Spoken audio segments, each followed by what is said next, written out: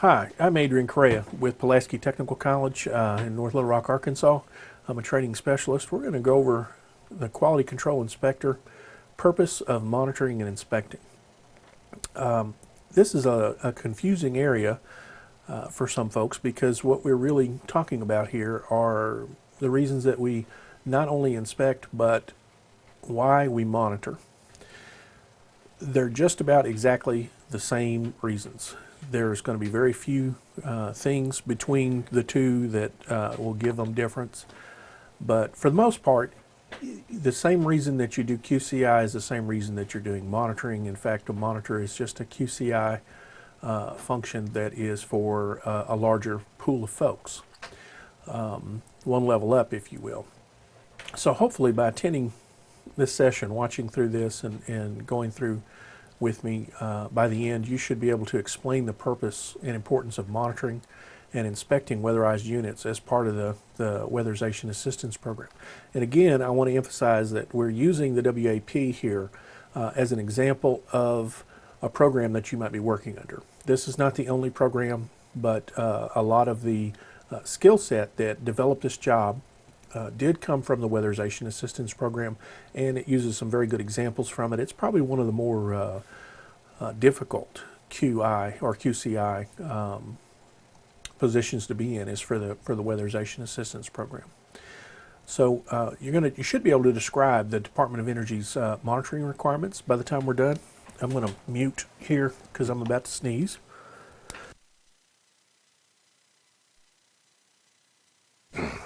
It was just a little one. Sorry about that. And then discuss the different types of monitoring. What kinds of monitoring do we do?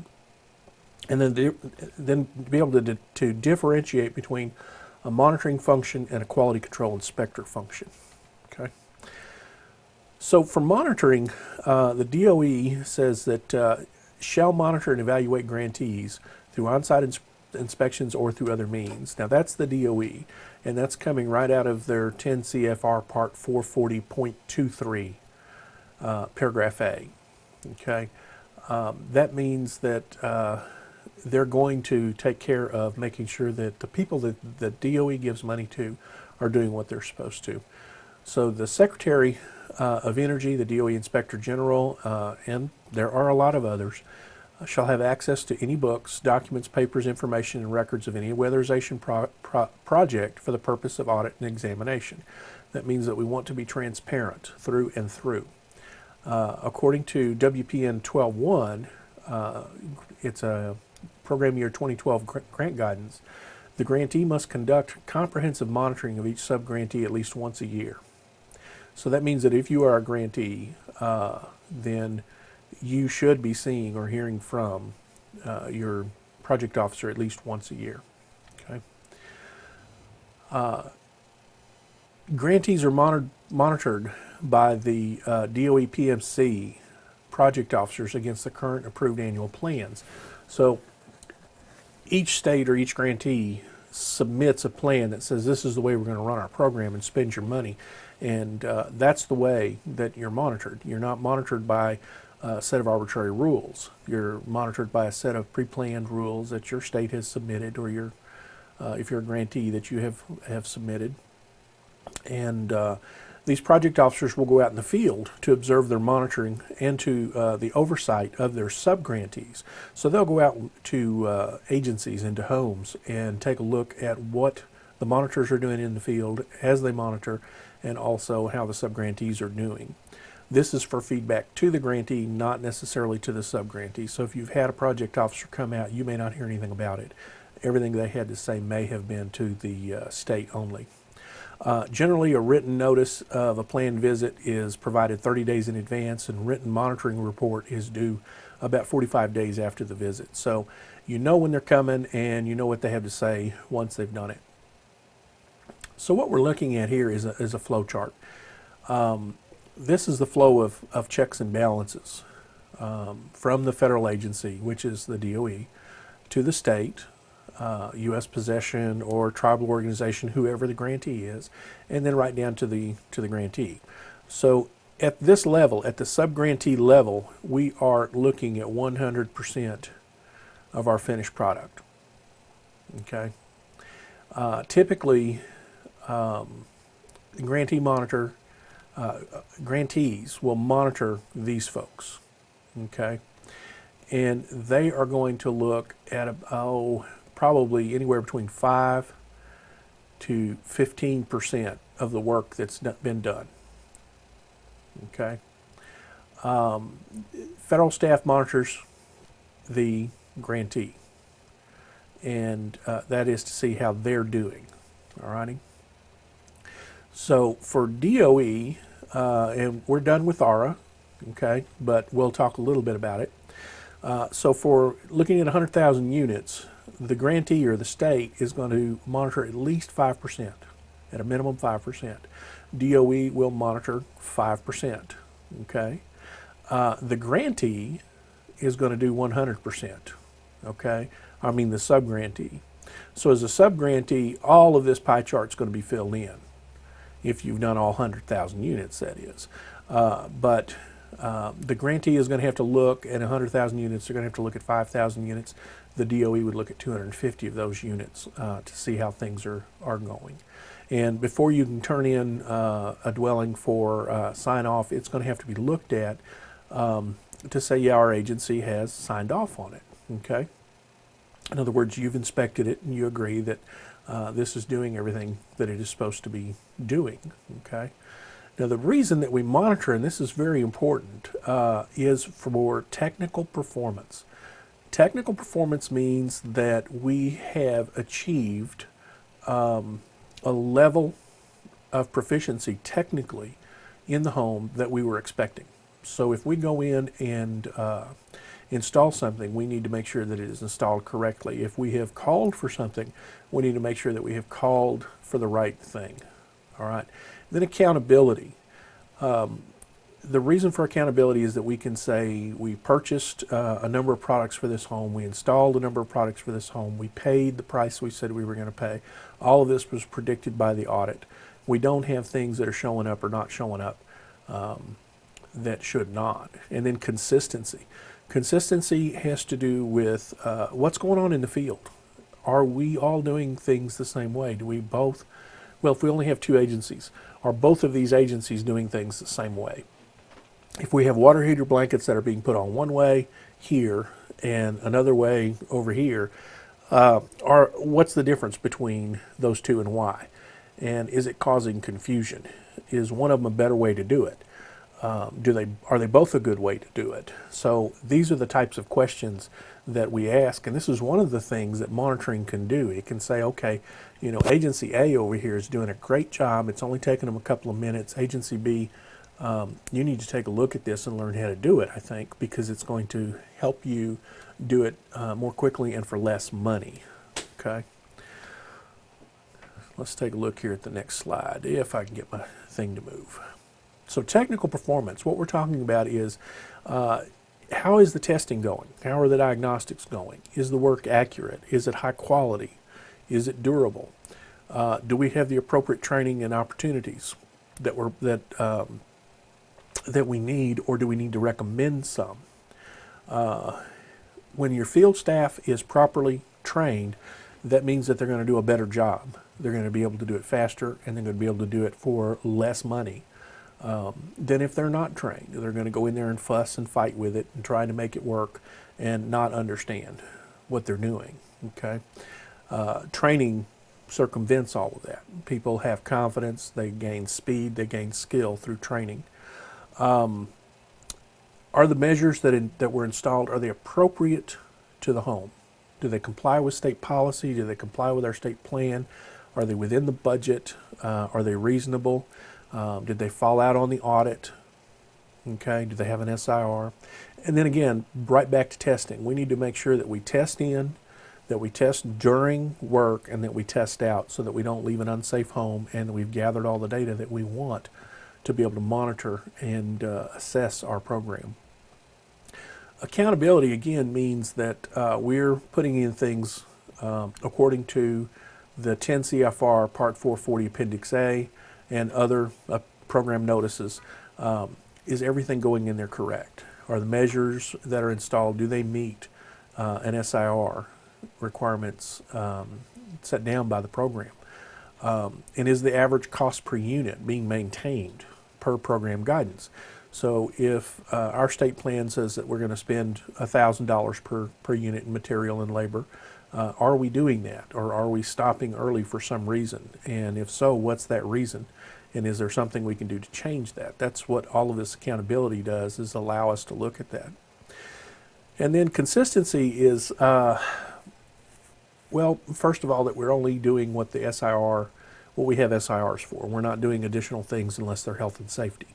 Any ECM has to have an SIR of 1 or greater.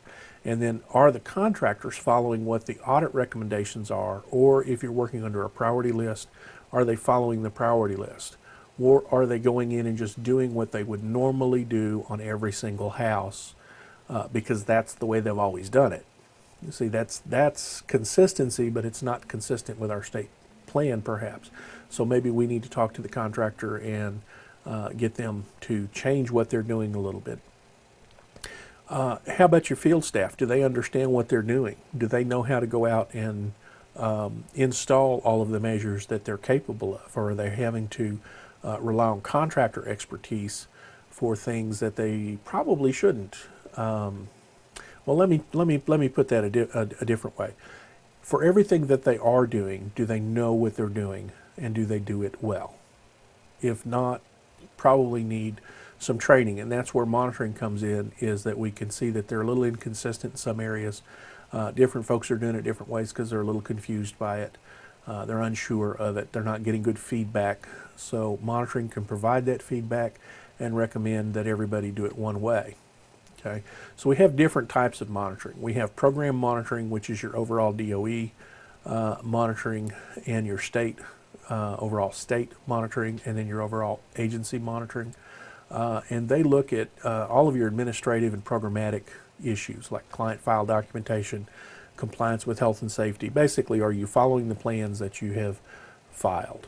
Okay, and then you've got fiscal monitoring, and that is that's the use of the funds. So if you've got a funding source, are you using the funds that that source provided you with properly? And then you've got technical monitoring. Your technical is basically your field monitoring. It looks at what has been done, and is that correct? Was it done to best practice? Was it done with the appropriate material? So generally technical monitoring and unit inspections, those are done in the field. Program and fiscal monitoring are conducted at the office. They fall more under what we call desk monitoring. So let's talk about technical monitoring for a minute.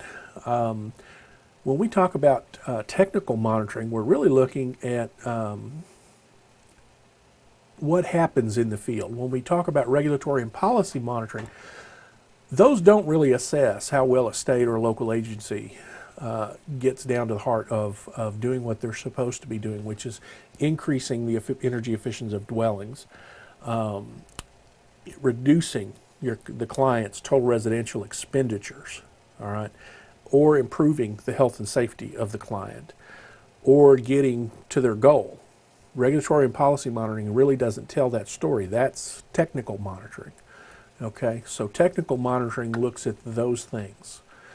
When we do technical monitoring, we ask a question of, was it done right? I mean, is a head the right thing to insulate an attic with? How about a drill motor? Do we have some trash over here? I know all of this is just for fun, but the point is that you need to poke your head in everywhere and take a look at what's going on. Looks like we have some insulation here that's not properly put down and probably could have a better job done with it. So in order to find out whether all this is done right, your monitors or your inspectors are going to have to get in to some of the tight and dirty spots. That means they're going to have to dig around in the insulation and look and check on the crews. Did we air seal properly? Did we use the right material? Are they really measuring the insulation that we have installed to see if it's correct? Okay. So again, technical monitoring looks at how well we're delivering the services to the client. And then it also looks at the selection and the installation of measures. Did we pick the right things to do in the right order, and did we put them in properly? Okay. It also looks for program delivery improvement opportunities. If we have a situation where we're constantly finding a common thread through all of our clients' homes. Is that something that we need to address? Is it something that we are allowed to address, but we're not? Okay. Do we have funding for CO, enough CO alarms, and are we putting them all in that the audit is calling for? Or have we changed the audit software to say, well, we're going to limit it to one? Okay. Maybe we should be not limiting that. That's a discussion that might need to be held at the state. It also looks for best practices and starts to share those. So if we have someone who, let's go back to our water heater blanket, is able to put one on in let's say 3 to 5 minutes on a regular basis. They do a very good job. They have a little checklist that they use to go down through there. They use a particular material which seems to lend itself really well to being installed quickly and effectively. Those are what we call best practices. So we would want to share those with other agencies. Is this a technique that this person has and nobody else can duplicate because they have a special talent? Or is this something that of a skill that they've developed and anybody can do it with a little bit of practice? Okay. So let's take a look at this picture here, and what we see are areas of snowmelt, premature snowmelt.